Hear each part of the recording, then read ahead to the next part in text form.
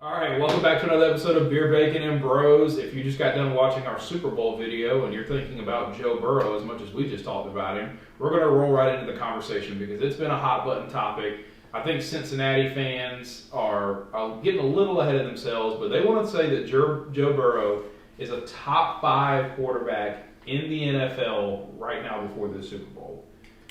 If you're going solely based off of this year, he's a top 5 quarterback. Okay. I'll give you this year, he's been a top 5 quarterback, without question. Okay. Where did he rank in yards? I see he's got 4,600 last year. He ranked 6th in yards. But I mean, offensive. Yeah. So I'll read this off, and then we can have some. We'll talk about it. So Joe Burrow finished 6th in yards. He actually finished 3rd in yards per game because he ended up. I think he was hurt for one game. He only played one. Or he was he was out of something.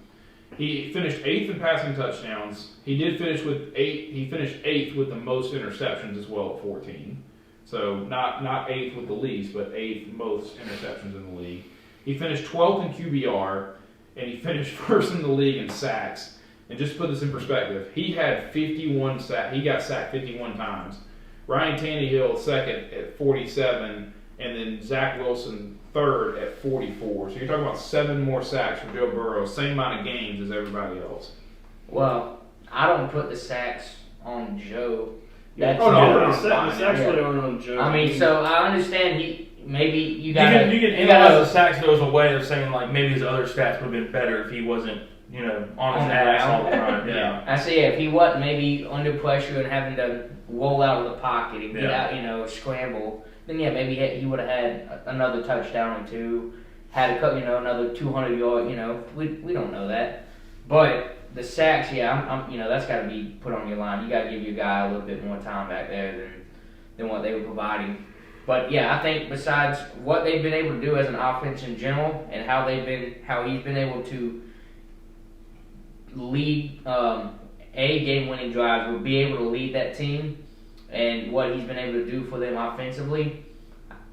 Stat-wise, might not say it, but if you told me I had to pick 5 guys, he would make my top 5 right now for this past season. Okay. I would take him. He actually put up almost the same type of stats as Aaron Rodgers did.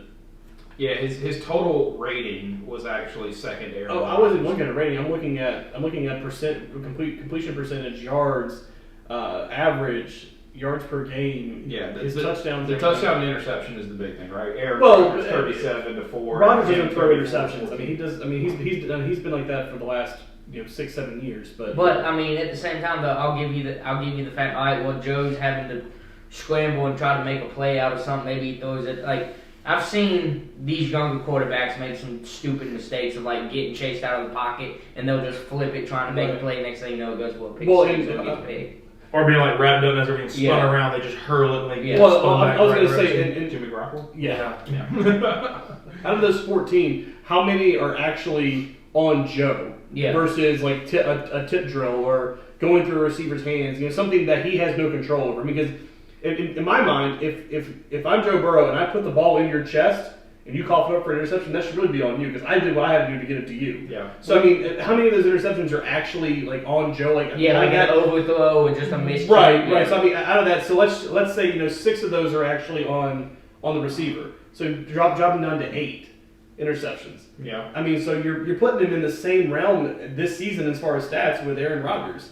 I mean, because he threw 3 less touchdowns. Yeah, and then in truth, he threw 10 more interceptions. But like you said, if you drop it down, I'm not going to cut it by 6, but I'll cut it by 4. We'll cut it 3. Yeah, give him 11. I mean, but still, I mean, even so, I mean, 11 touchdowns or 11 interceptions in 17 games is not bad. Yeah, I think the conversation again is just about is he a top 5 quarterback, right? Like we know Aaron Rodgers and Tom Brady have to be above him, right? Yeah. So those are 1 and 2 in my opinion. Yeah, and so in those 3 slots following, I mean, is it going to be Patrick Mahomes? Is it going to be Russell Wilson? Is it going to be Dak Prescott?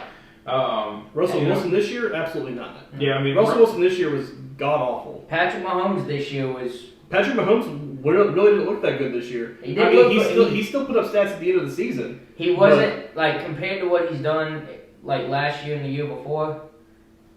Well, just look at that last drive against Cincy in the championship game. Yeah. I mean, like an underthrow, overthrow, and then an interception. Yeah. I mean, he looked rattled. He didn't look like to be himself. Like That's what I'm saying. He didn't look like the Patrick Mahomes that we saw. Just especially like the first 5 games when they went 2-4. Yeah. Or 6 games they went 2-4. Yeah. So I mean, and they call it on late. Don't get me wrong. Oh no. I mean, a lot of teams do that, but I mean, I definitely. I'll put it to you this way. I say no. That I think Joe's probably somewhere around 7 or 8, somewhere in that for me.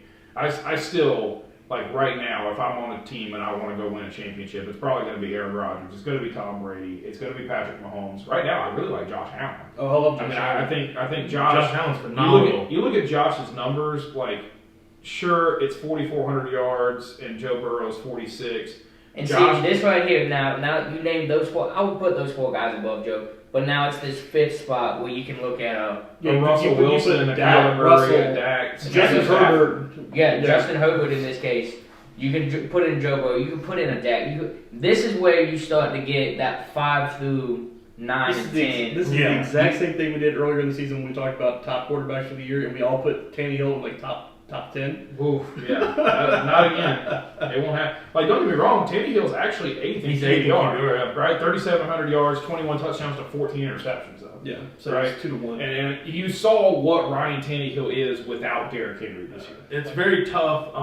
I do think if you put Joe Burrow on a team where he was only sacked, just only 30 times. I know. Isn't that crazy? Yeah. Literally 20 less sacks for Justin Herbert. Like it's just, I don't know. I will say that at a certain point, all those sacks is going to affect the quarterback stats. Yeah.